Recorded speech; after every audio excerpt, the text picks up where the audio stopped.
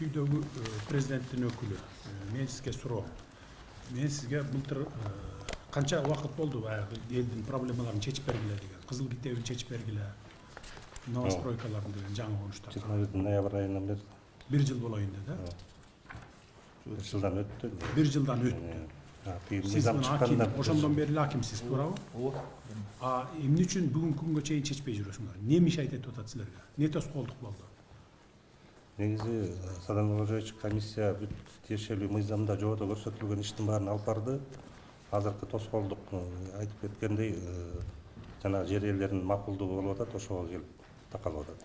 Комиссия азыр коомдук билдирүүдөн Сокулук районун айтып кетсек, Сокулук районунда 5800 коомдук билдирүүдөн даяр, бирок алардын жанагы жер ээлеринин макулдугу деген бар, ошол такалып турушат. Жок, положениеде сиздин айтымыңыз боюнча положениянын 27 пункту тоскоол болуп атат деп атасызбы? Ооба, эми жана жогоруда айткандай Садам Кожоевич 341 кишиге берипсиңер кызыл китепти. Кайсынын негизинде бердиңер аны? Кайсы документтин негизинде бердиңер? алар эми баягы мамлекеттин жеринин негизинде бердик биз. Бул жерге даяр болгондор, алар бүгүнкү күндө 4298, анан 1000 бүгүнкү күндө мартта бүтөт, ошондо 5000 ачыгы даяр коомдук эмнеден чыгып, бизге ушу тоскоолдук болуп калганда, баягы айткандай жердин ээлерин ушул биздин колдон. 27 положениедеги 27 пункт туурабы? 27 пунктта анан эми ошонусунда баягы ээлери деген жер болуп атат.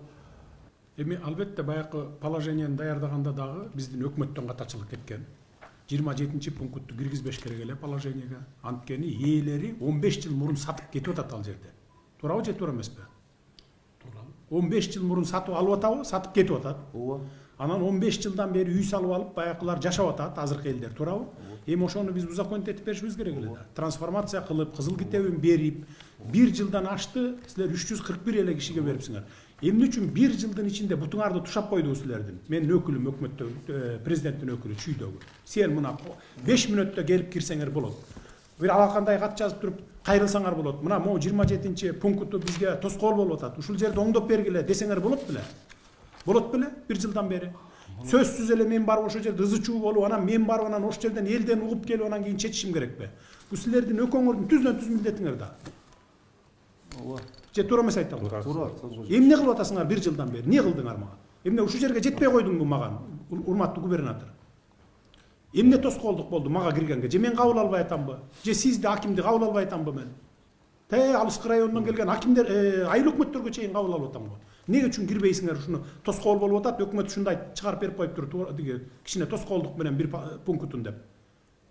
1 күндө оңдоп берет элек го. 1 күндө өзгөртүп берип атабыз. Болот беле ушуну кылсаңар? Неге иштебейсиңер? Иштебей жүрөсүңөр? Биз өкмөттө иштеген аким, губернаторлор эмес, жөнөкөй специалисттерди кабыл алып атабыз го. Проблема менен келгенде, момундай проблема бар экен деп, бардыгы мына эшигибиз ачык кайрылып атат. Силер 1 жылдан бери жүрөсүңөр, анан ызы чуу болгондон кийин анан барып туруп билишибиз керек да биз мындай. Кайрылбайсыңарбы? Алакандай кат жазып киргизип койгонго немеңер жетпейби? Мына ушинтип комиссия чечпей атса, комиссия чечпей атат деп кайрылбайсыңарбы? Кат жазып койдум беле, анан болду, анан жообу келгенче күтөйүн деп эле чалкалап кабинетте стол кучакта отура бересиңерби? Иштеш керек да, иштеш керек. Ошо кагаз жиберип койсоң, кагазга бут жасап алып чуркашың керек аркасынан. Толтура специалисттериңер жүрөт, замдарыңар бар, бирөөнү бекитип берип койбойсуңарбы? Мына кара, ушуну аягына чыгарып тез арада бүтүргүлө мына кейди. Тез-тез ишти тез-тез жылдыралы деп турупчу. Анан шылтап анан акча маселеси болуп атат. Акчаларын алар 15 жыл мурун алган экен да бүт баары тең. Биз көчөгүнү барып баарынан тактабадыкпы? Бүт алып кеткен экен. Уже ал ээс эмес, азыркы жашап аткандар эч кандай тоскоолдук жок. Болгон эле ошол 27 пунктка жазып койгон экен. Ээлеринин макулдугу менен деп. Ээлери азыркы бүгүнкү жашап аткан адамдар да. Ооба. Эмне ооба болсо анан 1 жылдан бери чечпейсиңер? Мен 3 ай срок бербедим белем ошондо. 3 айдын ичинде, эң көп болсо 6 айдын ичинде чечип бергиле деп. 6 ай эмес 1 жылдан ашып кетти. Анан ызы чуу болгондо барып туруп, анан 300 кишиге бердик деп мактанасыңар. 1 жылдан бери. Мындай иштегендин кереги жок биз. Бардыгынан талап коюп атабыз иштегиле деп. Акимдерге толук укук бергенбиз. Эгер иштебей аткан, тоскоол жаратып аткан, ушундай саботаж кылып аткан ылдый жагыңыздагылар болсо, замыңардан баштап өзүңөр алмаштырган укугуңар бар. Сунуш бересиңер, райондун жетекчилеринен толук өзүң алмаштырасың. Туурабы же туура эмеспи? Госрегистрди алмаштырып укпай атса, кызыл китеп бергенге тоскоолдук кылып атса, бардыгын айыл өкмөттөн баштап бардыгын шыпырып туруп, кайра башкасын койгун жаңы. Бул сенин укугуң толук. Мурдагыдай депутаттар шайлайт деп отурбайсың. Эмне үчүн бердик ал укукту? Оперативдүү түрдө ушундай маселелерди чечип тургула. Элдин баарын Бишкекке келбесин, ошо райондон чечилсин деп силерге укук бердик да кимдерге. Толук укугуң бар мынакей азыр. Же туура эмес айтамбы? А укугуңарды жеке кызыкчылыкка пайдалансаңар, тим эле балекеттей пайдаланасыңар. Анан элдин, мамлекеттин иши келгенде эле анан тормозить этип жылдырбай эле анан артка тарта бересиңер. Кантип болсун ушундай иш кызмат кылган? Сөзсүз түрдө ызы чуу, анан кийин барып туруп ошол жерден анан президент барыш керекпи? Чечкиле да жергиликтүү бийлик, чечкиле да аким, айыл өкмөт. Ага да укук берилген толугу менен. Президенттин өкүлү караш керек, куратор болуш керек, баарын координировать этип турушуңуз керек.